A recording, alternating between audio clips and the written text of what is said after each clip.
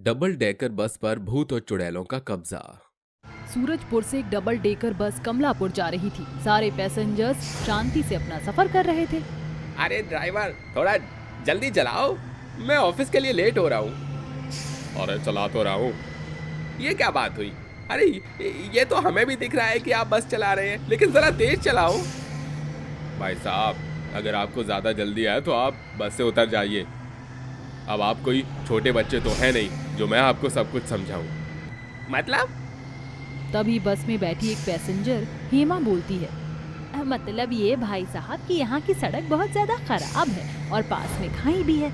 जरा सी लापरवाही से हम सभी की जान को खतरा हो सकता है। अरे सही कहा इन बहन जी ने। ऐसी ही बातों बातों में ड्राइवर का ध्यान भटक गया और अचानक बस का बैलेंस खराब होने लगा।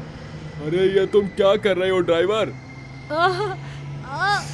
हे भगवान, ये अचानक क्या हो रहा है? बस का बैलेंस पूरी तरह खराब हो जाता है और बस पलट जाती है। अरे कोई बचाओ, हाय, अरे कोई बचाओ। बस लुढ़कती हुई खाई में जा गिरती है। सभी वहीं मर जाते हैं। उनमें से कुछ भूत और चुड़ैल बन जाते हैं। कुछ दिनों बाद एक परिवार अपने रिश्तेदारों से मिलने कमलापुर जा रहा था। गाड़ी चल रही थी, तभी अचानक कार हादसे वाली जगह पहुंचती है।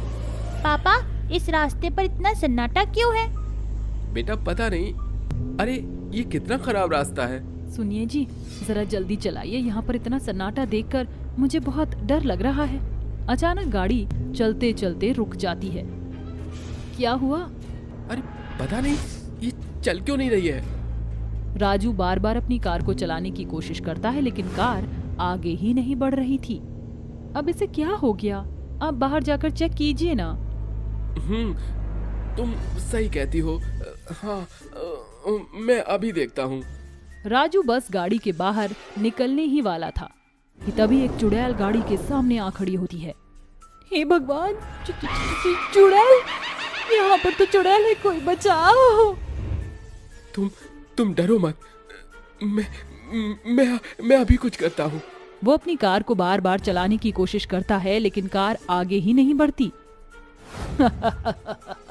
तुमने यहाँ आकर बहुत बड़ी गलती कर दी। अब तुम्हें हमसे कोई नहीं बचा सकता। चली जा यहाँ से चुड़ैल। क्या चाहती है मुझसे? आ जाओ मेरे भूत भाइयों और मेरी चुड़ैल बहनों। छोड़ दो हमें जाने दो। ऐसे कैसे जाने दे? अब तू यहाँ आ ही गया है तो अब हमारे साथ ही चल। वो चुड़ैलें उसकी गाड़ी को एक सुरंग में ले जाती हैं। चलो अब बाहर आओ। नहीं, मैं नहीं आऊंगा। अरे छोड़ दो मुझे, मेरी बीवी और मेरे बच्चे को छोड़ दो। ये ऐसे नहीं मानेगा। चुड़ैल रीमा उसकी गाड़ी के शीशे तोड़ देती है और फिर वो उन्हें बाहर निकाल लेती है। हमें जाने दो। तुम चाहो तो मेरी जान ले लो, लेकिन मेरी बीवी बच्चे को छोड़ दो। अब तुम में से कोई नहीं बचेगा।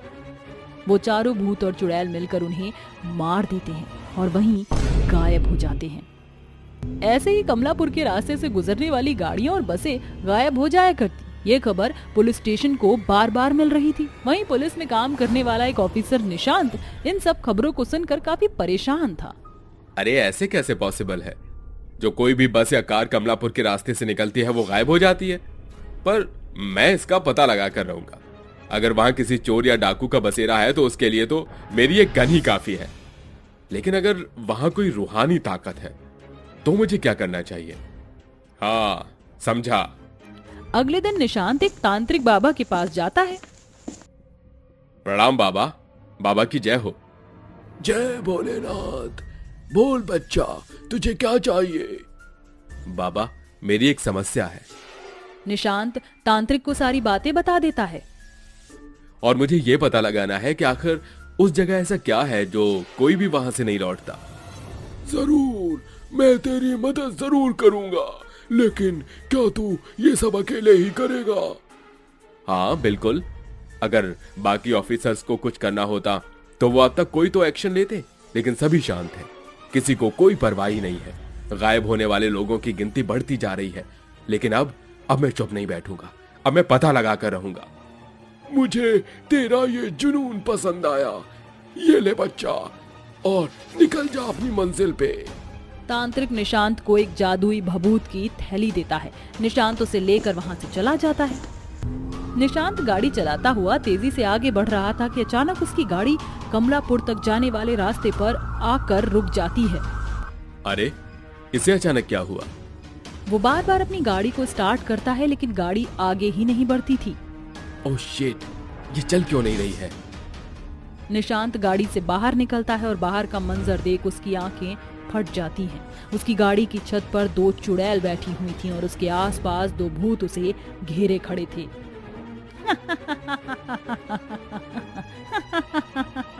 अब तू हमसे नहीं बचेगा।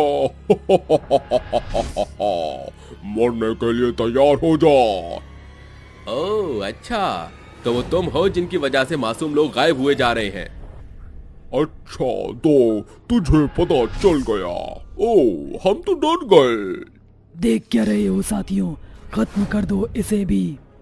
मेरी बात सुनो, मेरी तुमसे कोई दुश्मनी नहीं है और मैं तुम्हें यहाँ कोई नुकसान भी पहुंचाने नहीं आया हूँ। तुम लोग मासूम लोगों की जान क्यों ले रहे हो, मुझे बस इतना जानना है। हम भला तुझे क्यों बताएं, और तू जानकर कर भी क्या लेगा? हमें पता है, बस तू हमें बातों में उलझाकर हमें खत्म करने के इरादे से यहाँ आया है। भूत विजय निशांत पर हमला करने को ही था कि तभी निशांत अपनी जेब से जादुई भभूत की थैली निकालकर भूत विजय पर डाल देता है। विजय दूर जा गिरता है। अगर किसी ने भी मेरे साथ कुछ भी करने की सोची तो मैं उसका यही हाल करूंगा।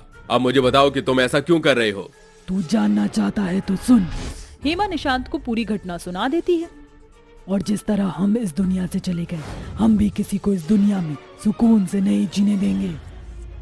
मैं समझ गया, मैं तुम्हारी वो हर अंतिम इच्छा पूरी करूंगा जिसकी वजह से तुम्हारी आत्मा को अब तक शांति नहीं मिली। मुझे बताओ कि तुम्हारी मुक्ति का उपाय क्या है? हमारी मुक्ति का बस एक उपाय है। अगर यहाँ की सड़क को फिर से ठीक से बनवा दिया जाए, जिससे कि किसी को भी यहाँ से सफर में परेशानी ना हो। और इस खाई के चारों तरफ एक मजबूत दीवार भी बना दी जाए, जिससे कि कोई भी खाई में ना गिर सके। कोई भी आदमी फिर अपने काम के लिए लेट नहीं होगा और सभी आराम से बिना किसी डर के अपना सफर तय कर सकेंगे। अगर यहाँ दुर्घटनाओं से बचाव की सुविधा करा दी जाए तो हमें मुक्ति मिल जाएगी और हम हमेशा हमेशा के लिए यहाँ से चले जाएंगे। मैं तुम्हारी सारी बात अच्छे से समझ गया। तुम लोग यही चाहते हो ना कि जो तुम्हारे साथ हुआ वो अब आगे किसी के साथ ना हो, लेकिन लोगों की जान लेकर तुम भी तो वही कर रहे थे। हाँ, हम बहुत गलत कर रहे थे, लेकिन अब हमें ये सब और नहीं करना। अब हमें मुक्ति चाहिए। बोलो, तुम हमारी ये अंतिम इच्छाएं पूरी करोगे? बिल्कुल, मैं एक पुलिस ऑफिसर हूँ। मैं तुम्हारी ये सारी इच्छाएं जरूर पूरी करूंगा और ये तो हमारे देश के कल्याण का भी हिस्सा है। मैं ऐसा जरूर करूंगा। हमें तुम पर विश्वास है। अब हम यहाँ से जा रहे हैं। आज हमें इन गलत कामों से मुक्ति सिर्फ तुम्हारी वजह से ही मिल पाई है। तुम्हारा शुक्रिया। हमें तुम पर विश्वास है। अब हम यहाँ से जा रहे हैं। आज हमें इन गलत कामों से मुक्ति सिर्फ तुम्हारी वजह से ही मिल पाई है। तुम्हारा शुक्रिया। चारों भूत और चुड़ैल वहीं धुआं हो जाते हैं। निशांत ये सब कुछ देख काफी हैरान था। मैंने कर दिखाया। अगले ही दिन वो वहाँ उस सड़क को बनवाने का काम शुरू कर देता है। अब निशांत को पुलिस डिपार्टमेंट में भी प्रमोशन मिल गया था और फिर एक बार सभी कुछ पहले जैसा ठीक हो गया। बेगमपुर नाम का एक गांव था जिसका रेलवे फाटक काफी भूतिया था। उस गांव के कुछ लोग उस फाटक पर आने से बहुत कतराया करते थे। वहाँ अक्सर सुनसान ही रहता था, लेकिन अनजान लोग वहाँ नॉर्मल आया जाया करते थे और गायब भी हो जाया करते थे। ऐसा क्यों था, ये जानने के लिए कहानी में हम आगे बढ़ते हैं। सुबह का साफ मौसम था। लोग नॉर्मल जिंदगी की तरह उस फाटक से गुजर रहे थे। शीला भी अपने पति के साथ फाटक को पार कर रही थी। अजी जल्दी चलिए, नानी माँ ने हमें बुलाया है, उनकी तबीयत बहुत खराब है। अरे चल तो रहे हैं, कितनी जल्दी जल्दी कदम बढ़ा रहे हैं, फिर भी तुम्हें चैन नहीं है। अब क्या रॉकेट की तरह उड़कर जाएं, गांव है ये। अरे जल्दी जल्दी फाटक पार करो वरना ट्रेन आ जाएगी और फाटक बंद। अरे हद हो गई तुम्हारी तो, एक बार कह दिया है फिर भी समझ नहीं आ रहा तुम्हें।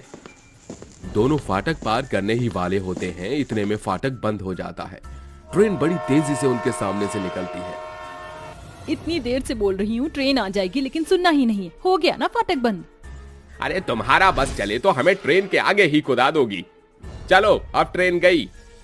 वो दोनों जैसे ही फाटक को पार करते हैं कि वहां 2-3 भूत चुड़ैल आकर उन्हें गायब कर देते हैं। किसी को कानों कान खबर नहीं होती है। कुछ देर बाद 2-3 लोग स्कूटर बाइक लेकर उस फाटक को पार करते हैं तो वो भी अचानक से गायब हो जाते हैं।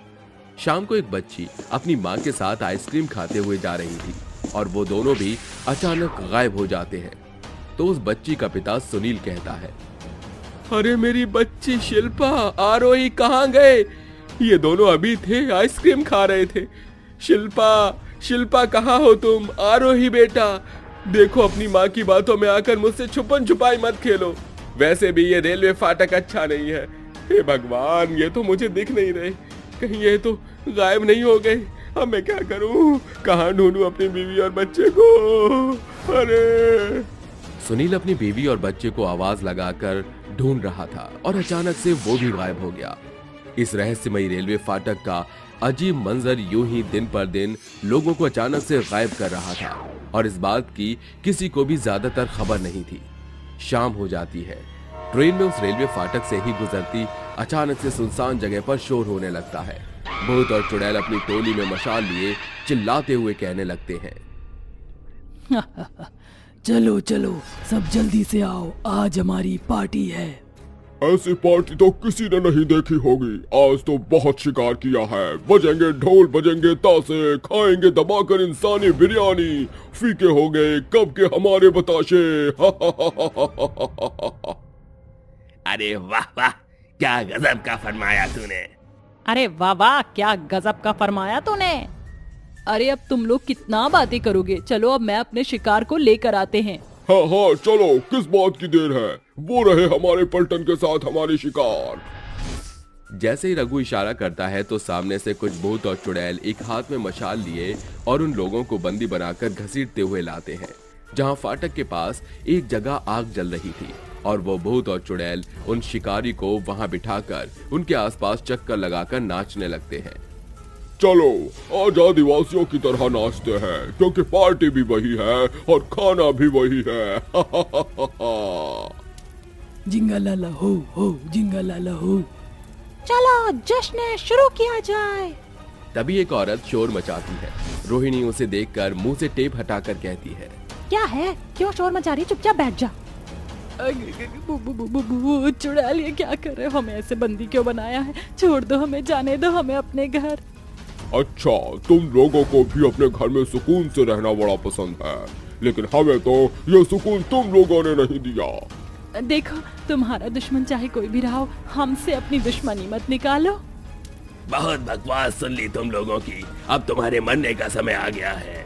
बहुत बकवास सुन ली तुम लोगों की, अब तुम्हारे मरने का समय आ गया है। तभी वो सारे भूत और चुड़ैल उन सभी लोगों को मार देते हैं तो कुछ लोगों को खा जाते हैं और पार्टी करने लगते हैं। वाह वाह, क्या जश्न था। ऐसे ही लोगों से अपना बदला लेकर जश्न मनाया करेंगे। इन लोगों ने चैन से हमें जीने नहीं दिया, लेकिन मरने के बाद हम जरूर चैन से जिएंगे। हाँ मेरे भाई। हाँ मेरे भाई। ऐसे ही वो भूत और चुड़ैल उसी फाटक पर अक्सर दिन में लोगों को गायब किया करते थे और रात को उन्हें मारने के बाद उन्हें खाकर जश्न मनाया करते थे।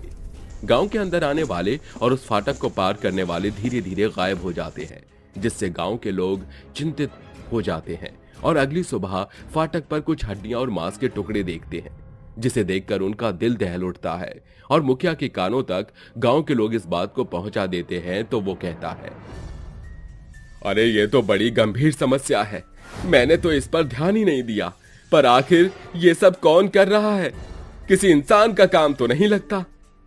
मुखिया जी, मेरी बहन अपने पति के साथ आने वाली थी, वो भी गायब है। कहीं उसके साथ भी उस रेलवे फाटक पर ही तो हादसा नहीं हो गया?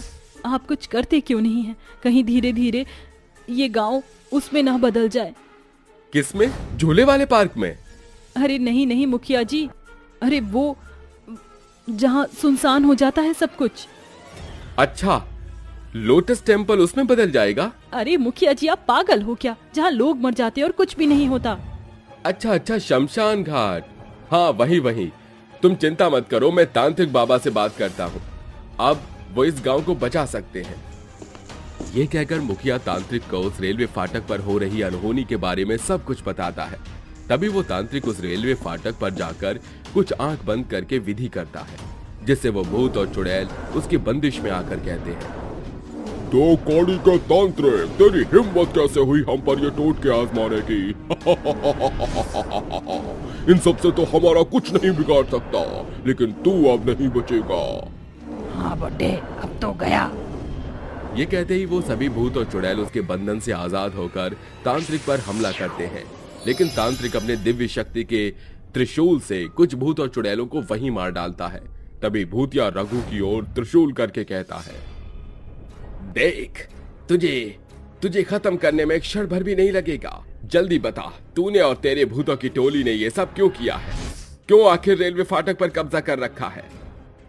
क्योंकि हमारे साथ बहुत गलत हुआ है। सुनना चाहता है सब कुछ महीने पहले हम सब एक साथ इस रेलवे फाटक के पास में झुग्गी बनाकर रहते थे। हमारे पास न कोई काम था, न खाने पीने के लिए कोई राशन, लेकिन बहुत दूर से इस रेलवे फाटक पर एक ट्रेन आती थी जिसमें ढेर सारा गांव के लिए राशन और पौष्टिक आहार था। उसे लेने के लिए हमने रेलवे फाटक पर ट्रेन को चालाकी से रुकवाया। अक्कू, रघु, ट्रेन आने वाली है, चलो जल्दी से नाटक करना शुरू करो। इतने में हम सब बाकी लोग इस डिब्बे में से राशन को चोरी कर लेंगे। चल आज मैं एक्टिंग करती हूँ, पेट पालने के लिए हमें क्या क्या करना पड़ता है। आती ट्रेन को देखकर रघु ट्रेन पटरी पर दिल के दौरे की एक्टिंग करने लगता है और रोहिणी आंसू बहाकर कहती है, अरे कोई रोको ट्रेन, यहाँ आगे मत आना। देखो मेरे पति को क्या हो गया है, कोई बचाओ, कोई मदद करो। लाल दुपट्टा दिखाकर रोहिणी चालाकी से ट्रेन को रुकवा देती है और बाकी के लोग ट्रेन से राशन उतार देते हैं। इतने में टीटी उन्हें हटने के लिए कहता है। ना मानने पर वो उन्हें उपचार करवाने के कुछ पैसे देता है। इतने में उसके साथ के लोग ट्रेन के डिब्बे से राशन चोरी कर लेते हैं और ये उनका हमेशा का था। पर ज्यादा दिन तक ये सब नहीं कर पाते और ये बात गांव के मुखिया और लोगों को पता चल जाती है। फिर वो इन लोगों को फाटक पर ही बंदी बनाकर कहते हैं, यह तुम लोगों ने बिल्कुल ठीक नहीं किया, इसकी सजा अब तुम्हें मिलकर रहेगी। गांव वाले जला दो इन्हें। मुखिया की बात सुनकर गांव वाले उन्हें जला देते हैं, जिसके बाद वो भूत और चुड़ैल बनकर रेलवे फाटक पर कब्जा कर लेते हैं और लोगों को सताने लगते हैं। अब पता चला तुझे हम सब ये क्यों कर रहे हैं? बुड्ढे, मजबूरी थी हमारी, क्योंकि उस मुखिया ने हमें गांव में भी पनाह नहीं दी थी। तुम्हारे साथ बहुत गलत हुआ, लेकिन जो तुम लोगों के साथ कर रहे हो वो उससे भी ज्यादा गलत है, इसलिए तुम्हें जाना ही होगा। ये कहकर तांत्रिक उसी फाटक पर पहले रघु को उस त्रिशूल से मार देता है, फिर बाकी भूत और चुड़ैलों को भी, जिसके बाद एक एक करके उनका खात्मा हो जाता है और हमेशा के लिए वो फाटक और गांव वाले सुरक्षित हो जाते हैं।